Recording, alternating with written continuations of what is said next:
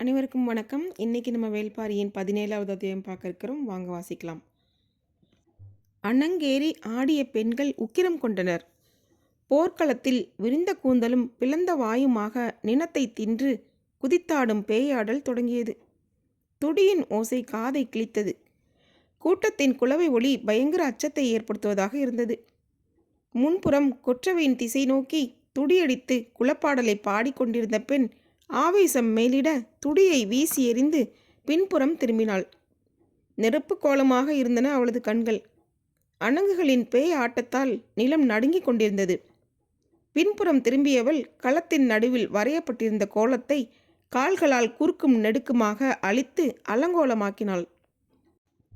செம்பாதேவி, வேணாந்தாயி என ஆண்களும் பெண்களும் பெருங்குரலெடுத்து வேண்டினர். கதறலும் கண்ணீரும் கரை புரண்டன. கோலத்தின் நடுவில் நாணல் கூடையில் வைக்கப்பட்டிருந்த வெண்சாந்து உருண்டையை நோக்கி போனாள் அவள். அவளது கண்களில் இருந்த ஆவேசத்தையும் கைகளின் வேகத்தையும் கண்டு கூட்டம் நடுங்கியது. அங்கு என்ன நடக்கப் போகிறதோ என்ற பதற்றத்தில் கூச்சல் உச்சத்துக்கு போனது. குளவை ஒளி பீரிட எல்லோரும் களத்தை நெருங்கி கொண்டிருந்தனர். ஆனால் அணங்குகளின் ஆட்டத்தை தாண்டி யாரும் உள்ளே நுழைய முடியவில்லை. வெண்சாந்து உருண்டையில் வைக்கப்பட்டிருந்த இரு கொம்புகளையும் ஆவேசத்தோடு பிடுங்கி எடுத்தாள் அவள். கூட்டம் கதறியது. பிறர் அவளை நெருங்க முடியாத வளையத்தை அணங்குகள் உருவாக்கினர். வேண்டாம் தாயி என உயிர் நடுங்க கத்தினர். கத்தும் குரல்களுக்கு நடுவில் அவளோ பிடுங்கிய கொம்புகளை தனது இரு மார்புகளை நோக்கி உள்ளிறக்க துணிந்தபோது கண்ணிமைக்கும் நேரத்தில் இடது புறத்தில் இருந்து தாக்கப்பட்டு தூக்கி வீசப்பட்டாள். இரு கொம்புகளும் எங்கோ போய் உருண்டன. கூட்டத்தினர் வாய் பிளந்து நின்றனர். தாக்கிய குலநாகினி அணங்குகளுக்கு நடுவில் மூச்சிறைக்க நின்றாள். அணங்குகளின் ஆத்திரம் தனிய ஆரம்பித்தது. ஆவேசம் கொண்ட குலநாகினி காலத்தையும் கதையையும் தனது இரு கைகளை கொண்டு இறுக்கி நிறுத்தினாள். கூட்டம் நிம்மதி பெருமூச்சு விட்டது. தள்ளப்பட்டு கீழே விழுந்தவளுக்கு ஆத்திரம் அடங்கவில்லை. பற்களை நர நரவென கடித்தபடி குலநாகினியை நோக்கி பாய்ந்து வந்தாள். மரமே நிலை குலைந்து சரிந்து விழுவது போல் இருந்தது அவளின் பாய்ச்சல். அவளின் வேகத்தை எதிர்கொண்டு தாங்கி அசைய விடாமல் பிடித்து நிறுத்தினாள் குலநாகினி. கூடியிருந்தவர்களின் குலவை ஒளி மீண்டும் உச்சத்துக்கு போனது. அவளது இரு கைகளையும் பிடித்த குலநாகினி அப்படியே அழுத்தி வெண்சாந்து உருண்டை வைக்கப்பட்டிருந்த கூடைக்கு முன் அமர வைத்தாள். கூடையை பார்த்ததும் அவளின் கொதிப்பு கொஞ்சம் கொஞ்சமாக அடங்கத் தொடங்கியது. குலநாகினியை அண்ணாந்து பார்த்தபடி அனைத்து பற்களும் தெரிவதைப் போல முழு வாயிலும் சிரிப்பை காட்டி தலையாட்டினாள். அதே போன்ற சிரிப்புடன் தலையை வேகமாக ஆட்டி அமைதிப்படுத்தினாள் குலநாகினி. அணங்கு ஆடிய 4 பெண்களும் பல்வரிசை காட்டி சிரித்தபடியே அவளை சுற்றி அமர்ந்தனர். குலநாகினி அந்த வட்டத்தை விட்டு வெளியேறி தனது இடத்துக்கு போனாள். கபிலருக்கு உடல் முழுவதும் வியர்த்து வடிந்தது. கூட்டத்தின் நெரிசலில் பாரி எங்கு நிற்கிறான் என தெரியவில்லை. நிலைமை அமைதியான பிறகுதான் பாரியின் அருகில் அவரால் வர முடிந்தது. கணிக்க முடியாத நிகழ்வுகளை கைக்கொள்ள யாரால் முடியும்? இது காலங்களுக்கு இடையில் நடக்கும் போர். நினைவுகளின் வழியே குருதி வழிகிறது. நம்மால் என்ன செய்ய முடியும்? வெட்டுக்காயம் இருப்பதோ பல 100 ஆண்டுகளுக்கு முன். பாரியின் வார்த்தைகளை கபிலரால் பற்ற முடியவில்லை. காட்சிகள் ஏற்படுத்திய கொதிப்பால் அவர் மனம் திணறி கிடந்தது. மூச்சுவிட முடியாத திணறலோடு பாரியின் குரலும் இருந்தது. கபிலர் பாரியை உற்று பார்த்தார். புருவம் உயர்த்தி பெருமூச்சு விட்டபடி பாரி சொன்னான், கதை இன்னும் முடியவில்லை. கபிலரின் கருவிழிகள் அசைவற்று நின்றன. 3 வாரங்களுக்கு பிறகு பெரும் படையோடு உறையூர் தலைவன் செம்மலை அடிவாரம் போனான். அப்போது அவர்களை எதிர்த்து போரிட அங்கு யாரும் இல்லை. அந்த பெரும் பொக்கிஷ மலை தங்களின் ஆளுகைக்கு வர காரணமான மகன் கிள்ளியை கொண்டாடி தீர்த்தான் தந்தை. சில மாதங்களுக்கு பிறகு கிள்ளியின் குதிரை உறையூரின் பெரும் வீதியை கடந்தபோது தொலைவில் வெண்ணெய் விற்கும் பெண் ஒருத்தி போவது தெரிந்தது. சற்றே அருகில் போய் பார்த்தான். அவனால் நம்பவே முடியவில்லை. தலையில் கூடையை சுமந்து போய்க் கொண்டிருந்தவள் செம்பா. வாய் பிளந்து நின்றான். அன்று நள்ளிரவு நடந்த தாக்குதலில் இந்த அழகு தேவதை அழிந்து போனாள் என்று அல்லவா எண்ணியிருந்தேன். எனக்காகவே மீண்டு வந்தவள் போல் அதே தெருவில் வந்து நிற்கிறாளே. என்று திகைத்து போனான் கிள்ளி. சற்றே திரும்பி அவனை பார்த்த செம்பா சின்னதாக சிரித்துவிட்டு நடந்தாள். அன்று பார்த்ததை விட மெருகேறிய அழகு. அருகில் இருந்தவனை அழைத்து குதிரையை அவன் கையில் கொடுத்த கிள்ளி, போய் தந்தையை அழைத்து வா, அன்று பார்க்காத அழகை இன்றாவது பார்த்து தெரிந்து கொள்ளட்டும் என்று சொல்லி அனுப்பிவிட்டு அவள் பின்னால் நடந்தான். இறங்கு வெயிலில் ஊரை விட்டு மிக தள்ளி முன்னர் கிடை போட்டிருந்த நிலத்தை நோக்கி அவள் நடந்தாள். அடர்ந்த செடி கொடிகள் துளிர்ந்து கிடக்கும் பாதையில் அவள் நடந்து போகும் அழகை ரசித்தபடி பின்னால் நடந்தான் கிள்ளி. அவள் வேண்டுமென்றே எதையும் செய்வது போல் தெரியவில்லை. கைகளை இந்த பக்கமும் அந்த பக்கமுமாக நீட்டி பூக்களை பறிப்பதும் பூச்சிகளை தட்டி விடுவதுமாக அவள் நடந்து கொண்டிருந்தாள். பின்னால் வரும் ஒருவனுக்கு அவை அனைத்தும் சபைஞ்சைகளாக இருந்தன. காற்றில் பறந்தபடி காமம் கொண்ட இணை தும்பிகள் அவளின் முகத்துக்கு நேராக பறந்தபோது தலை வணங்கி அந்த இடம் கடந்தாள். பின்னால் வந்தவனால் அந்த காட்சியை கடக்க முடியவில்லை. பெரும் கூடையை கவிழ்த்து போட்டதை போன்ற அந்த சிறு குடில் தனித்து இருந்தது. அவனை திரும்பி பார்க்காமலேயே குடிலுக்குள் நுழைந்த செம்பா படலை மூடாமல் திறந்தே வைத்தாள். அவள் நடக்கத் தொடங்கிய பொழுதில் இருந்து அவனை அழைத்தபடிதான் இருக்கிறாள். வீட்டுக்குள் நுழையும் போது தனியாக அழைக்க வேண்டுமா என்ன? அவன் குடிலுக்குள் தலை நுழைத்தான். அதற்குள் வைக்கோல் பாய் ஒன்றை விரித்திருந்தாள். அதன் நடுவில் கால் மடக்கி அவள் அமர்ந்தபோது தும்பி உடல் மடக்கி பறந்தது அவனின் நினைவுக்கு வந்தது. முன் செல்லும் தும்பியை நினைத்தபடி பின்னந்தலை சரிய பாயில் படுத்தான். செம்பாவின் முதுகின் மேல் கை வைக்கப் போகும் போதுதான் அவனுக்கு உள்ளிருந்த ஆபத்து பிடிபடத் தொடங்கியது. குடிலின் 4 திசைகளிலும் செம்பாவைப் போலவே 4 பெண்கள் குத்த வைத்த நிலையில் உட்கார்ந்து இருந்தனர். பார்த்த கணத்தில் சட்டென எழ முயற்சி செய்யும் போது ஆளுக்கு ஒருவராக அவனது கைகளையும் கால்களையும் பிடித்தனர். அவன் கடும் கோபத்தோடு கூச்சலிட்டு தன்னை விடுவிக்க முயன்றான். அவர்கள் பெரும் அழுத்தம் கொடுக்காமல் மிக இயல்பாக அவனை அழுத்தி பிடித்திருந்தனர். நாள் ஒன்றுக்கு 100 மாடுகளின் 400 காம்புகளில் பால் கறக்கும் விரல்கள். பெரும் கிடைக்குள் விதவிதமான கொம்புகளோடு உரசி கிடக்கும் எண்ணற்ற மாடுகளை விலக்கி நகர்த்தி தள்ளி வெளிவரும் கைகள். அதுவும் ஒருவர் இருவர் அல்ல, 4 பேர். அவனால் என்ன செய்ய முடியும்? செம்பா குடிலின் மேல் செருக்கி வைக்கப்பட்டிருந்த 2 கொம்புகளை உருவி எடுத்தாள். அதுவரை கத்திக் கொண்டிருந்தவன் கண்களின் முன் மரணத்தின் வடிவத்தை பார்த்து உறைந்து போனான். குருதி கரையேறி இருந்த கொம்புகள் கோவனின் தொண்டைக்குழிக்குள் இறங்கியவை. விட்டுவிடுங்கள், விட்டுவிடுங்கள் என்று மீண்டும் மீண்டும் உயிர் போக கத்தினான். காவிரி ஆற்றங்கரையில் செழித்து கிடக்கும் மரப்புதர்களை தாண்டி தனித்து இருக்கும் குடிலுக்குள் போடும் கத்தல் யாருக்கு கேட்கும்? செம்பா கால் மடக்கி அவன் அருகில் உட்கார்ந்தாள். நெஞ்சுக்குழிக்குள் கொம்பை இறக்கப் போகிறாள் என அவன் நடுங்கிய போது அவனது மார்பில் கோவனுக்கு பிடித்த ஒற்றை சுழி கோலத்தை போட்டாள் செம்பா.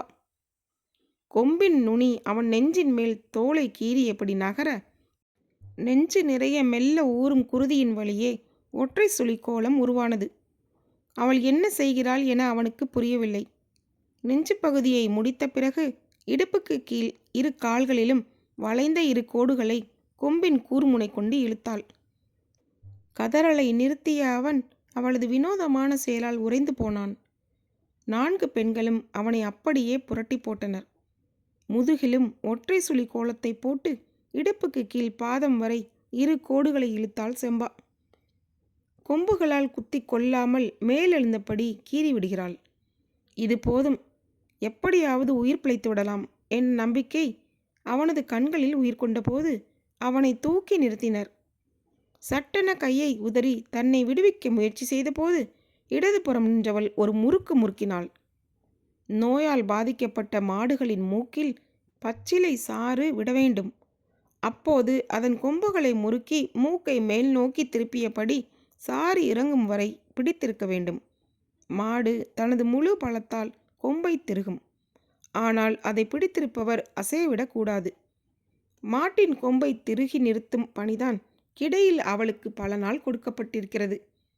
அவனது கையை சற்றே திருகிய போது உள்ளுக்குள் எத்தனை எலும்புகள் நொறுங்கின என தெரியவில்லை. ஆனால் இவ்வளவு நேரமும் அவன் கத்திய மொத்த கதறலும் இப்போது ஒரே நேரத்தில் வெளிவந்தது. போதும் என நினைத்து திரும்பிய செம்பா அப்போதுதான் அவனது தோள்களை பார்த்தாள். வலது கை தோள்பட்டையில் ஒரு சுளியை கீறி விரல்கள் வரை இறக்கினாள். அதேபோல் இடது கையிலும் இழுத்தாள். கொம்பை மீண்டும் மேற்கூரையில் செருகிய செம்பா குடிலின் ஓரத்தில் மூடி வைக்கப்பட்டிருந்த நாணல் குடையை எடுத்தாள். அதில் மணமணத்து கிடந்தது வெண்சாந்து உருண்டை. அதை இரு கைகளாலும் அள்ளி அவனது கால் கணுவில் இருந்து கழுத்து வரை பூசினாள். வெண்ணெயின் குளுமை அவனது உடலெங்கும் பரவியது. கூடை நிறைய இருந்த வெண்சாந்து உருண்டை அவன் உடல் முழுவதும் மணமணத்தது. நால்வரும் பிடியை விட்டு விலகினர். உயிர் பிழைத்தால் போதுமென குடிலை விட்டு வெளியே ஓடினான் கிள்ளி. நீண்ட இடைவெளிக்கு பிறகு வெண்சாந்து உருண்டையின் மனம் காற்றில் பரவி பறவைகளின் மூக்குக்குள் இறங்கியது. ஓடிய கிள்ளியின் இடதுபுற தோளிலே வந்து அமர்ந்தது ஒரு காகம். ஒரு கையால் அதை தட்டிவிட்டு திரும்பும் போது 3 காகங்கள் வலதுபுற தோளில் அமர வந்தன. இன்னொரு கையை தூக்க முடியாததால் வலது கையாலே அவற்றை தட்டி விரட்ட முயன்றபோது தோளின் கிளிப்பாடுகளுக்குள் இறங்கி எழுந்தது காக்கையின் அழகு. ஐயோ என கத்த வாயெடுத்தவனின் செயலை மறுகணமே வாயடைக்க வைத்தது எதிர் திசையில் படப்படத்து வந்து கொண்டிருந்த பறவைகளின் பெருங்கூட்டம். காய்ந்த நாணல் கூடையை நார் நாராக கிழிக்கும் அளவுக்கு பறவைகளை வெறிக்கொள்ள செய்தது வெண்சாந்து உருண்டை. மாலை நேரத்தில் பறவைகள் வலசை போகின்றன என ஊரார்கள் நினைத்தபோது அவை அனைத்தும் அலை அலையாக வந்து இவன் மீது இறங்கிக் கொண்டிருந்தன. துள்ள துடிக்க கதறியபடி அவன் ஓட ஓட பறவைகளின் கூட்டம் மகிழ்ந்து அவனை சூழ்ந்தது. பறவைகளின் அலகுகள் கொத்தி எடுக்கும் இடமெல்லாம் வெண்சாந்து உருண்டை உருகி உள்ளே போனது. அடுத்த பறவையின் அலகு ஆழத்துக்குள் போய் அதை எடுத்தது. செம்பா வெண்சாந்து உருண்டையை மேலெல்லாம் பூசும் போது அவனது முகத்தில் சிறு துளி கூட படாமல் பூசினாள். ஏன் என்பது உடனிருந்த 4 பெண்களுக்கு கூட விளங்கவில்லை. குடிலின் வாசலில் நின்று பார்க்கும் போதுதான் அவர்களுக்கு விளங்கியது. பறவைகள் அவனது உடலை துகள் துகளாக கிள்ளி எடுப்பதை கண்களில் கடைசி துளி உயிர் இருக்கும் வரை அவன் பார்க்க வேண்டுமென்று. அழிவு அணு அணுவாக நிகழ்ந்து கொண்டிருந்த அந்த இடத்துக்கு மிகவும் தாமதமாக வந்து சேர்ந்தன மரங்கொத்திகள்.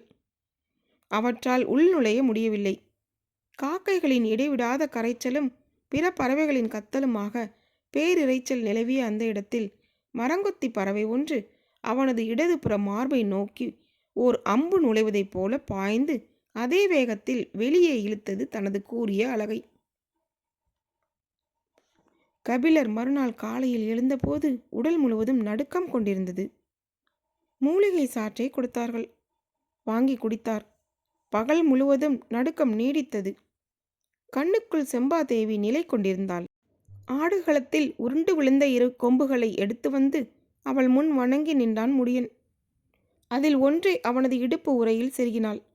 மற்றொன்றை அவளின் காலடியை தொட்டு வணங்கி கிடந்த வீரன் ஒருவனின் இடுப்பில் செருகினாள்.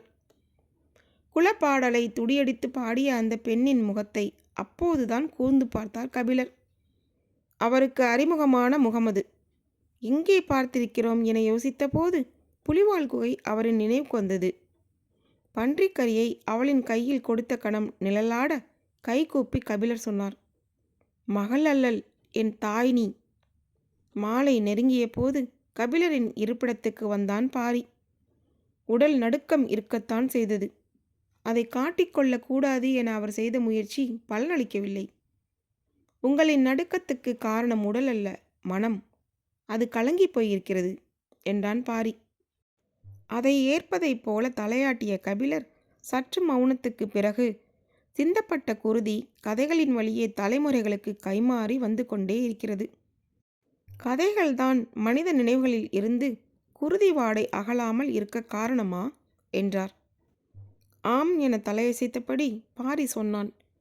கடித்து இழுக்க விலங்குகளுக்கு பல் இருப்பதைப் போல் மனிதனுக்கு கதை. நடுங்கி எழுந்தார் கபிலர். மனம் அல்ல, சொல்லால் நிகழ்கிறது நடுக்கம். கிள்ளியின் முன்புறம் பாய்ந்த மரங்கொத்தி பின்புறமாக வெளியேறி சென்றதை பேசும் கதைதான் நம்பிக்கையின் வேராக இருக்கிறது. அது இல்லை என்றால் மேலெல்லாம் வைரக்கல் பதித்த பெரும் வடம் அணிந்தபடி கிள்ளி ஆட்சி செய்து எல்லோரையும் வாழ வைத்தான் என்றே கதைகள் சொல்லப்பட்டு கொண்டிருக்கும். கதைகள்தான் நல்லவர்களுக்கான கடைசி நம்பிக்கை.